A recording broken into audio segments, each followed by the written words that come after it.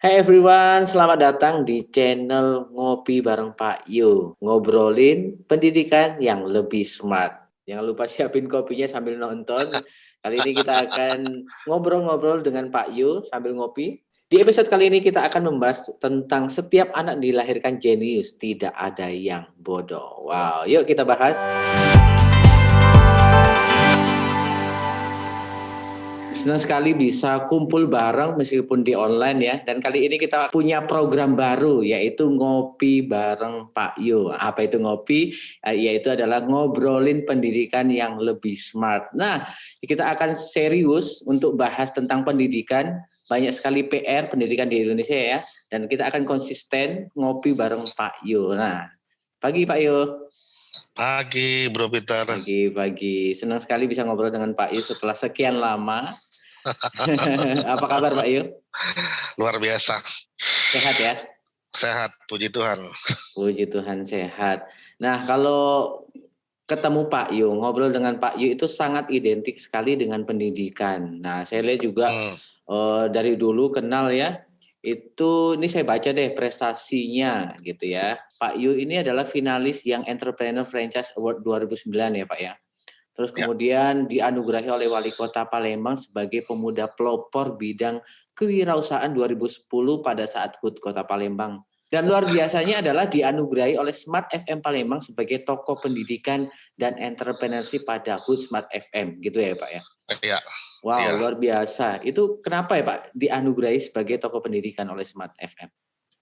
Pertama, memang saya menggeluti dunia pendidikan sejak tahun 95 ya.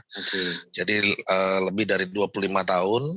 Dan kemudian memang aktif di Smart FM sebagai host waktu itu Smart Education kurang lebih 5 tahun. Jadi kami mengedukasi bagaimana pendidikan Indonesia yang lebih smart itu.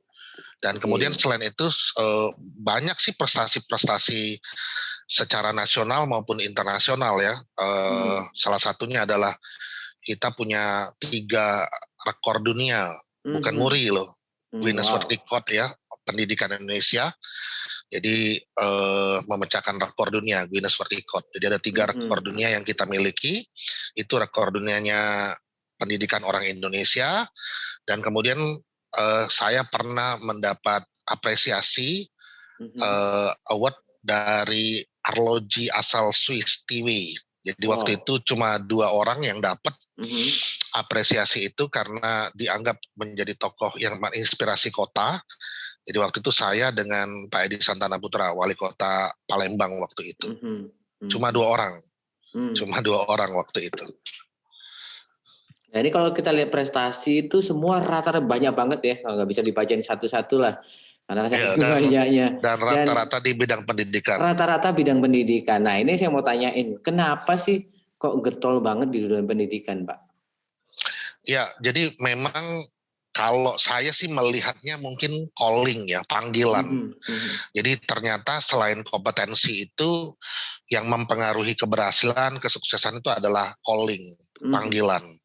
Jadi ini amat sangat perlu buat anak-anak kita, jadi para orang tua, untuk menanamkan panggilan anak-anak itu kemana, callingnya kemana. Jadi selain memperlengkapi mereka dengan pengetahuan, dengan karakter, dengan pendidikan agama misalnya gitu ya, juga butuh calling. Supaya apa? Supaya mereka menyelesaikan cita-cita dan keinginannya, passionnya sampai tuntas. Dengan apa? Dengan calling itu.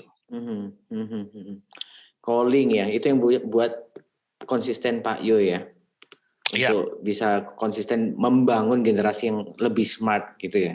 Iya, karena kalau enggak ya biasanya akan berhenti di tengah jalan karena kita enggak ngerti nilai atau value dari apa yang kita kerjakan dan apa yang kita kejar. Jadi kalau misalnya kita enggak ngerti sesuatu hal yang kita kejar dan mengapa kita kejar itu tanpa nilai yang bermanfaat bagi diri sendiri dan orang banyak, biasanya kita akan kelelahan dan habis nafas di tengah jalan ya. Oke. Bicara tentang generasi Pak, Bapak lihatnya gimana sih generasi saat ini Pak? Saya lihat ada sisi positif dan negatifnya ya. Dari sisi perilaku, saya ngelihat budaya yang ada yang hilang ya, tata krama, respect terhadap sesama dan orang lain. Mungkin karena zaman sudah serba online ya, jadi respect-nya kepada dunia maya, bukan dunia nyata ya. Ini sisi negatifnya. Tapi sisi positifnya adalah mereka berkembang dengan sangat maju. Ilmu pengetahuan itu bisa didapat dari banyak sumber ya. Jadi guru itu sekarang bukan hanya sebagai teacher, sebagai pengajar, tetapi juga sebagai fasilitator, itu yang paling penting. Jadi mereka tidak perlu serba tahu, tapi mereka tahu di mana sumber-sumber pembelajaran yang bisa diciptakan kepada anak-anak. Nah, menarik ini kalau bicara tentang anak-anak. Nah, kita bicara lebih spesifik nih Pak ya. Tentunya seiring dengan tema episode pertama, episode perdana kita, yaitu judulnya adalah setiap anak dilahirkan jenius, tidak ada yang bodoh. Tentunya banyak juga yang orang tua mengalami gagal paham. Sebenarnya definisi anak jenius itu seperti apa, Pak? Ya, jadi kalau zaman kita dulu ya, malah mungkin sampai hari ini saya perhatikan, kalau anak itu nilai rapotnya 8, 9, 10 gitu ya, maka dianggap anak itu lebih cerdas, pintar gitu ya, dibanding anak-anak yang lain.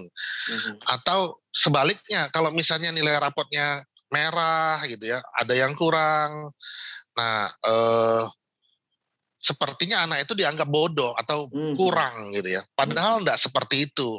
Setiap anak itu dilahirkan cerdas. Nah, masalahnya anak itu cerdasnya di mana? Jadi ada teori kecerdasan yang ditemukan oleh seorang Howard Gardner. Jadi beliau adalah profesor psikolog asal Jerman. Dia mengatakan bahwa setiap anak itu dilahirkan cerdas, enggak ada yang bodoh. Ya, burung bisa terbang tapi enggak bisa berenang. Sebaliknya ikan tidak bisa terbang, dia bisa berenang. Sama seperti anak-anak kita. Jadi mereka punya potensi dan kecerdasan masing-masing di bidangnya. Nah, masalahnya kadang-kadang kita orang tua atau pendidik tidak tahu kecerdasan anak itu di mana. Oke, nggak tahu kecerdasannya di mana gitu ya. Iya. Bagaimana kita cari tahu kecerdasan anak, Pak? Nah, jadi bisa dengan dua cara. Ya. Cara pertama adalah mengobservasi. Jadi Howard Gardner menjelaskan ada 8 kecerdasan. Jadi ada kecerdasan logis matematis, ada kecerdasan visual spasial, ada kecerdasan naturalis, ada kecerdasan musik, ya ada 8. Nah, biasanya bisa dilihat dari karakter dan perilaku anak-anak, karena setiap kecerdasan itu memunculkan habit yang unik untuk masing-masing kecerdasan. Nah, itu cara pertama, lewat observasi. Nah, cara kedua adalah lewat analisa sidik jari. Jadi saya juga kebetulan adalah salah satu konsultan analisa sidik jari. Jadi coba perhatikan ini ya, ada 8 kecerdasan. Jadi ada kecerdasan, misalnya kecerdasan bahasa. Nah, ciri-cirinya apa? Ciri-cirinya kelihatan itu, anak itu senang baca, terus punya banyak kosakata gitu ya, senang main Scrabble, susun kata, atau kalau zaman kita lu teka-teki silang gitu ya. Nah, itu ciri-cirinya, Bro Peter. Kemudian kalau kita tahu anak ini ciri-cirinya seperti itu, berarti dia cerdas bahasa, maka karirnya pun kita bisa tahu, oh arahnya kemana. Bisa jadi wartawan, bisa jadi penyiar, bisa jadi pengacara gitu ya. Itu banyak listnya itu. Jadi kalau kita udah tahu ciri-cirinya dan kemudian sudah tahu kecerdasan anak itu di mana, kita bisa mengarahkan anak-anak itu kepada karirnya. Jadi mereka sudah punya goals sejak kecil. Jadi kita bisa malah membuatkan peta suksesnya, jalan-jalannya dari kecil, dari mereka sejak bangku TK atau SD. Nah, sebetulnya mengasihkan sekali kalau jalan itu dengan tujuan ya, bersama-sama dengan anak-anak. Dan ini menarik sekali kalau kita bahas tentang peran orang tua untuk menemukan potensi itu, Pak ya. Ya, betul sekali. Berapa besar Pak peran dari orang tua itu? Jadi waktu anak-anak di usia anak-anak sebelum dia remaja ya, sebelum usia 13 tahun, mereka benar-benar membutuhkan bimbingan orang tua. Semakin dewasa memang semakin berkurang, tetapi waktu dia kecil ya, golden age malah sampai usia 9 tahun, itu kecerdasan mereka tuh terakselerasi dengan sangat cepat gitu. Nah, sehingga mereka mampu menyerap segala informasi termasuk pembentukan karakter di usia golden age itu. Nah, jadi di situ peran orang tua sangat-sangat berpengaruh. Bahkan guru pertama yang ditemukan anak-anak di dunia adalah orang tua, bukan guru di sekolah. Oke. Wow. Karena gini Pak, saya sendiri juga salah satu orang yang sangat terbantu dengan analisa sidik jari Pak. Sebagai kesaksian aja ya, maksudnya waktu itu konselor gitu ya, konselor dari sidik jari membantu saya cara belajar dari anak. Anakmu ini gini, caranya seperti ini, dan itu sampai belajar untuk ngatur tidur. Padahal anak saya kan dianalisa suka nawar gitu. Jadi bagaimana mengencourage anak untuk tetap mengikuti arahan orang tua itu terbantu sekali dari analisa sidik jari, betul Pak ya? Betul. Jadi waktu kita tahu karakter kepribadian anak-anak kita bisa mengarahkan mereka berdasarkan karakter dan kepribadian itu. Contohnya, misalnya, waktu mereka melakukan kesalahan, maka kita bisa mengarahkan si anak sesuai dengan karakter dan kepribadian dia yang sesungguhnya, yang baik. Jadi misalnya, waduh Bang, kok kayak gitu dengan adek? Abang itu penyayang, abang itu enggak kasar, abang itu orangnya lembah lembut. Yang tadi itu, yang kasar itu bukan abang. Jadi waktu kita kasih tahu dia seperti itu, dia menyadari, oh dia itu punya karakter dan kepribadian tidak seperti yang tadi. Jadi bukan serta-merta kita mendidik anak itu dengan punishment ya, dengan hukuman. Tapi mengencourage mereka berdasarkan identitas yang memang sudah diciptakan oleh yang kuasa kepada anak-anak kita. Karena seperti Howard Gardner bilang, setiap anak itu dilahirkan cerdas, unik, tidak ada yang sama. Kembar sekalipun tidak sama. Nah, semuanya unik. Malah ada penelitian mengatakan bahwa 1 berbanding 4 miliar. Jadi artinya tidak ada yang sama. Jumlah penduduk di dunia berapa ya? Jadi 1 berbanding 4 miliar itu berarti benar-benar bahwa Tuhan itu menciptakan manusia itu sangat-sangat unik, punya kepribadian sangat berbeda. unik, dan tentunya peran orang tua yang sangat penting untuk menemukan potensi dari anak itu, Pak. Nah, ini kenapa orang tua itu sangat sering salah paham, menganggap anaknya bodoh, bahkan seringkali ngomong dengan anaknya, kamu ini bodoh dan lain sebagainya. Nah, kenapa seperti itu dan bagaimana cara mengubah pola pikir dari orang tua itu sendiri? Biasanya itu karena ketidaktahuan orang tua. Menyerap informasi tentang teori kecerdasan mungkin belum pernah. Lalu edukasi terhadap dunia pendidikan anak juga masih kurang di Indonesia gitu ya. Jadi mereka butuh komunitas yang memang bisa membentuk mereka punya banyak informasi tentang kecerdasan anak. Jadi tidak seperti zaman kita dulu ya, zaman saya lah bukannya. Anak-anak itu di labelin cerdas, dianggap cerdas kalau nilai rapotnya bagus. Padahal tidak. Kalau misalnya dia cerdasnya di musik gitu ya. Saya punya pengalaman waktu itu, ada seorang anak kelas 8 SMP, jadi dia mau naik kelas 9 SMP, orang tuanya sangat khawatir kalau anak ini nantinya tidak lulus. Karena nilai rapotnya itu selalu pas-pasan. Jadi orang tuanya sebenarnya saya lihat sih tidak tahu potensi anak itu yang paling menonjol di mana. Nah, jadi saya punya pemahaman seperti yang diajarkan oleh Howard Gardner, yang ditemukan oleh Howard Gardner, bahwa kecerdasan yang satu ternyata menstimulus kecerdasan yang lain. Jadi waktu itu saya mencari tahu ini potensi anak ini di mana. Lalu ternyata anak ini cerdasnya di musik. Nah, kebetulan ibunya itu anggota kur paduan suara di gereja, dan suaranya saya tahu bagus, dan dia juga pemimpin paduan suara tersebut.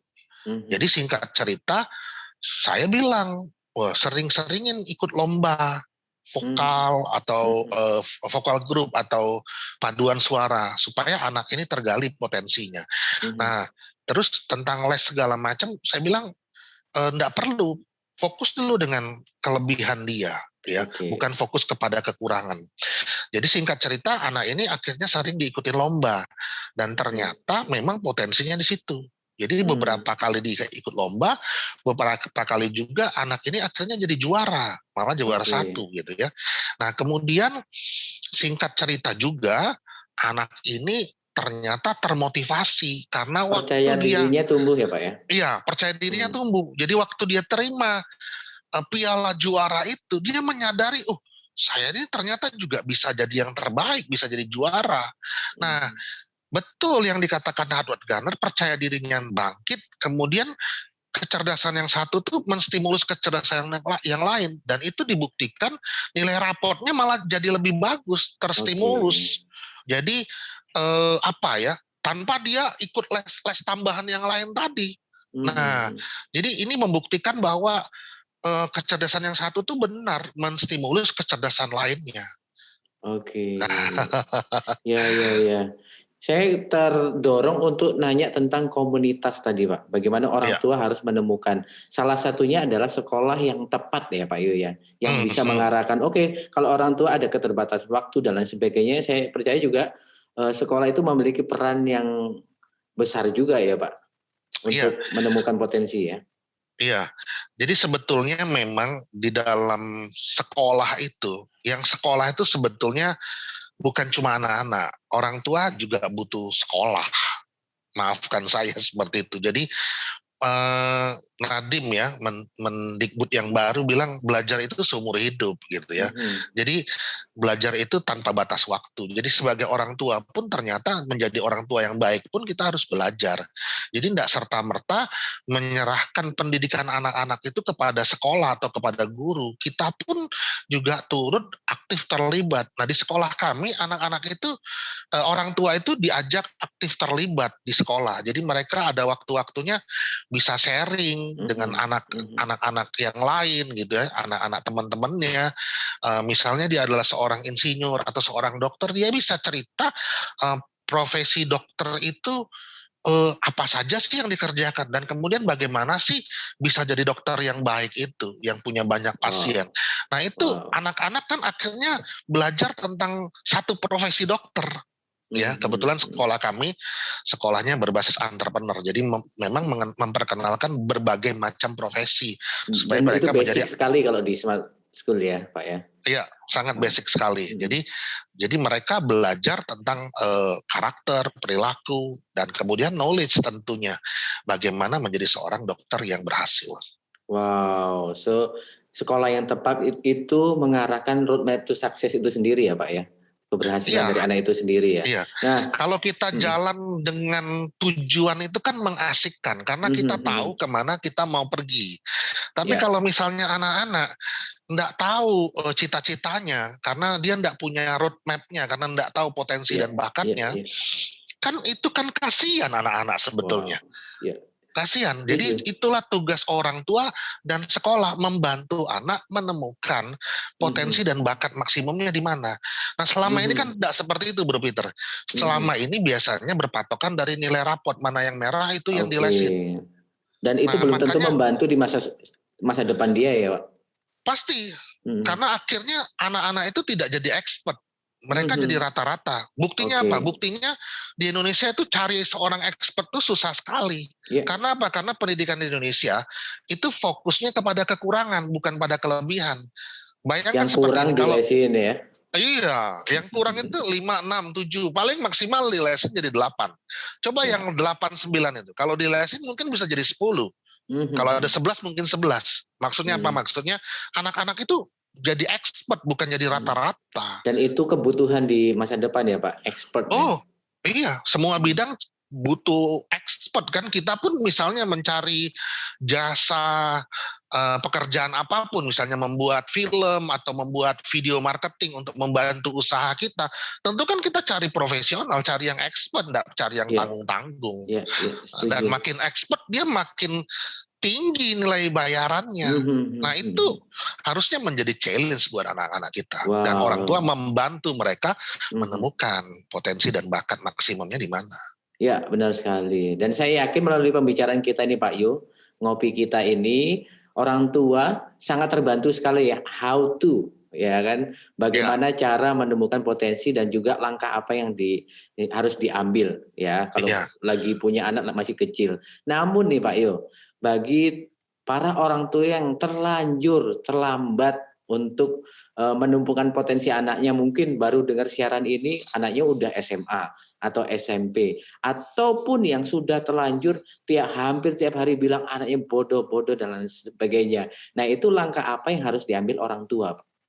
Ya, langkah pertama adalah cari tahu ya, mungkin bisa juga menghubungi kita ya, nanti Bro Peter bisa bagikan nomor berikut ini. Nomor 081274286061. Kami coba akan membantu. Tapi yang pertama adalah, jadi kami akan coba share mungkin slide tadi, lalu kemudian kalau ada layanan sidik jari di kota masing-masing atau di Palembang bisa menghubungi kami gitu ya. Dan kemudian yang paling penting adalah mengubah mindset kita tentang anak yang bodoh tadi, ya, anak yang kurang cerdas tadi. Nggak ada yang bodoh. Yang ada tuh unik gitu ya. Jadi saya pernah malah ketemu orang tua yang bilang seperti ini, Pak Yu, anak saya itu hiperaktif katanya. Terus saya bilang, siapa yang bilang hiperaktif Bu? Itu gurunya di sekolah, maafkan saya. Jadi saya bilang, wah jangan seperti itu, jangan-jangan yang ngomong hiperpasif, saya bilang gitu kan. Jadi bilangin anak kita hiperaktif gitu. Karena hiperaktif itu bicara tentang kelainan ya, berkebutuhan khusus. Nah waktu saya cari tahu dan kemudian bertemu dengan si anak, lalu komunikasi, anaknya masih kecil usia 7 tahun gitu ya, baru masuk SD. Terus saya perhatikan, ini bukan hiperaktif Bu, anak hiperaktif itu biasanya susah fokus, kalau diajak bicara enggak lama dan enggak fokus. Jadi anak ibu bisa fokus, tapi dia memang untuk menyerap segala sesuatu dia butuh gerakan, butuh gerak sana sini, lari sana sini, tapi dia menyimak atau dia harus mengentak-entakkan jarinya ke meja, membuat suara-suara, pokoknya harus ada gerakan. Nah itu sebenarnya bukan hiperaktif, tapi kinestetis. Jadi gaya belajar dan gaya bekerja manusia itu ternyata ada 3. Ada visual, jadi mereka belajar dan bekerja dengan gambar-gambar, dengan visual. Jadi kalau dia kerja dan belajar harus ada visualisasi. Tanpa visualisasi biasanya belajarnya tidak maksimal. Itu yang pertama. Terus yang kedua ada auditori. Jadi belajar harus diiringi musik, ada musiknya. Nah buat dia belajar itu mengasihkan. Coba kalau dulu ya, kita mungkin gitu ya, orang tua bilang, kamu ini belajar atau dengar musik gitu. Tapi enggak, anak auditori butuh musik untuk belajar. Kalau enggak ada musik dia enggak bisa belajar. Nah unik ya, masing-masing punya ini masing-masing. Dan kemudian ada yang satu lagi namanya yang ketiga adalah kinestetis yang saya jelaskan tadi. Buat mereka belajar tuh harus ada gerakan. Nah kadang-kadang guru-guru di sekolah atau kita orang tua di rumah enggak mau repot, mau samain aja semua anak jadi visual supaya kita enggak repot. Seperti itu. Dan menghandle anak kinestetis memang agak butuh ekstra khusus gitu. Jadi kita mau gampangin, duduk diam, mantep, awas kalau duduk diam. Nah jadi anak-anak itu akhirnya enggak maksimal dalam belajar karena dia dipaksa untuk punya style yang bukan stylenya. Seperti itu. Nah biasanya kalau anak kinestetis di sekolah kami, guru akan menghandle dia dengan cara yang khusus. Misalnya dia akan jadi asisten guru, bagiin buku teman-temannya, menulis, mencatat di papan tulis, membantu gurunya di kelas, menertibkan teman-temannya, gitu ya. Wah anak seperti itu, senang sekali karena dia memang butuh aktif gitu ya. Kalau enggak, dia enggak bisa belajar. Kalau dia enggak dengan gerakan-gerakan. Jadi dia terbantu. Nah, jadi kita enggak lagi teacher center atau parent center, tapi student center. Itu yang benar. Iya. Jadi memang nggak ada kata terlambat ya Pak untuk menemukan potensi anak ya? Nggak ada kata terlambat. Nggak ada kata Jadi terlambat. waktu cerita tadi si orang tua ya hampir lupa. Jadi waktu saya beritahu seperti itu, kemudian anaknya dalam waktu 3 bulan saya ketemu lagi kepada orang tua itu, jadi bapak sama ibunya. Ibunya dari jauh teriak saya malahan. Waktu itu saya lagi di mall ya.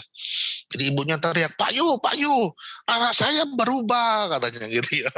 Saya bilang sebetulnya bukan anak ibu yang berubah, sebetulnya mindset kita lah yang berubah. Oke. Nah, waktu mindset kita berubah, maka tindakan yang kita lakukan kepada anak-anak kita pasti berubah. Cara kita mendidik pun pasti berubah karena mindset kita berubah.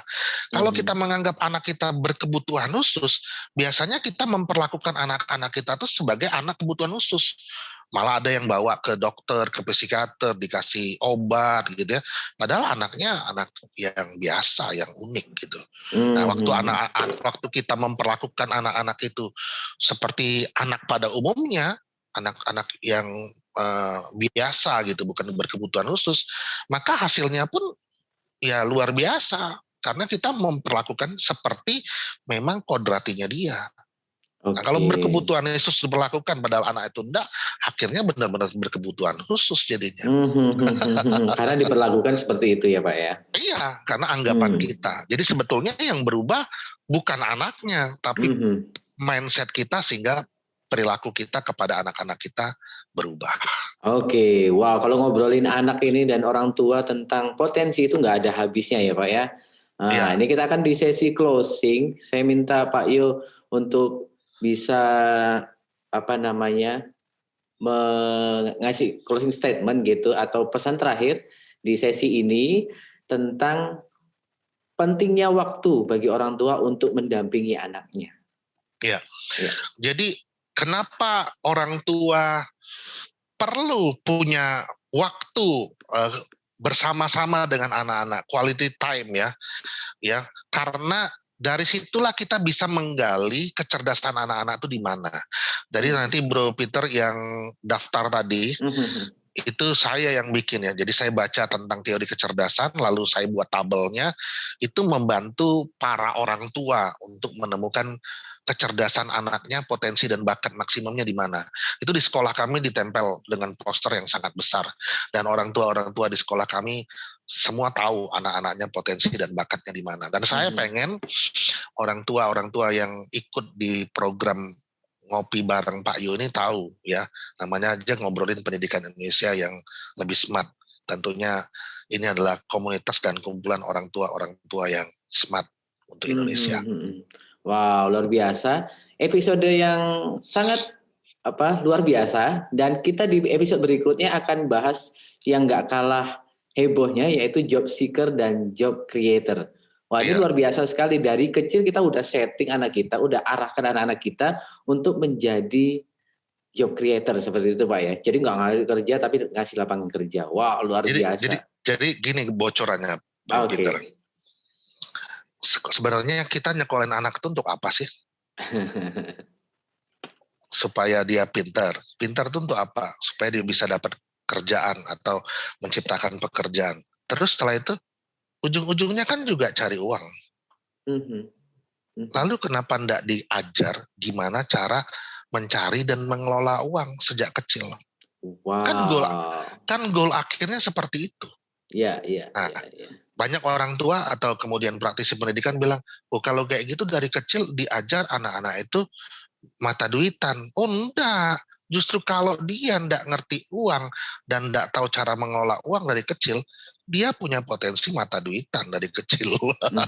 Karena tidak mampu memanage itu semua ya Pak. Wow, itu menarik sekali. Ditahan dulu. Kita akan bahas di minggu depan bagaimana kita merancangkan anak-anak kita untuk menjadi job creator. Jangan lupa ngopi dulu Pak. Yuk kita ngopi sebelum closing. Mari kita ngopi.